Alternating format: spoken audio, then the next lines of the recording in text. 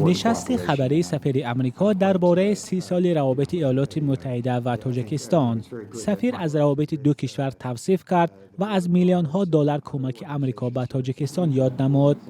اما روزنامه‌نگاران این حرف‌های سفیر را به چالش کشیده گفتند سرمایه‌گذاری آمریکا به اقتصاد تاجیکستان در 30 سال ناچیز بود.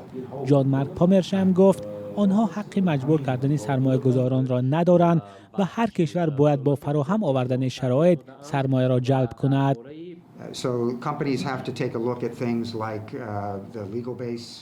پیش از همه سرمایه‌گذاران با یک چند عامل‌ها اعتبار می‌دهند. پیش از همه قبل از آنکه سرمایه‌گذاری خود را به یگان کشور وارد نمایند، این پیش از همه در بر می‌گیرد مسئله زمینه قانون‌گذاری، نظام اندازبندی در آن کشور و ساده بودن پیشبرد فعالیت.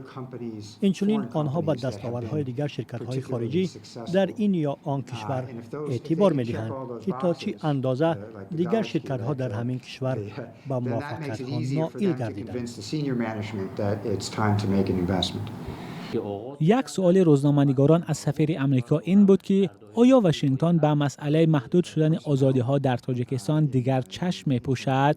جان مارک پامرشم این انتقاد را قبول نکرد و برعکس گفت در گزارش‌های سالانه آمریکا این نکته‌ها درج می‌شوند.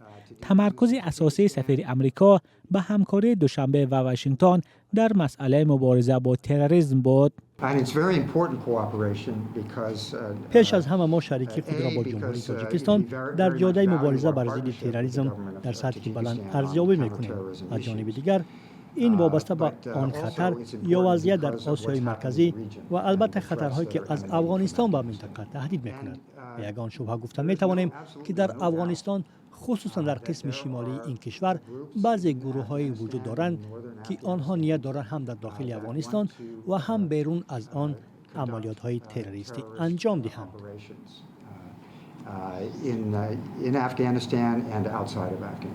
سفیر افزود همکاری آنها اساساً در دایره رسانیدن کمک‌ها به ارتش تاجیکستان برای پاسبانی مرز با افغانستان است. تاجیکستان و آمریکا 30 سال پیش روابط دیپلماتی برقرار کردند. در این مدت آمریکا به تاجیکستان حدود 2 میلیارد دلار کمک کرد. دوام 30 سال اخیر نهادهای دولتی و غیر دولتی آمریکا تاجیکستان را بارها به دلیل نقض پیوسته حقوق و آزادی‌های انسان، پایمال شدن حقوق دینی و تعقیب دیگراندیشان انتقاد کردند. این تنقیدها معمولاً از سوی دوشنبه یا نادیده گرفته می‌شوند و یا هم زیر سوال برده می‌شوند. مولا رجب یوسفی شهلای عبدالله، آزادی، دوشنبه.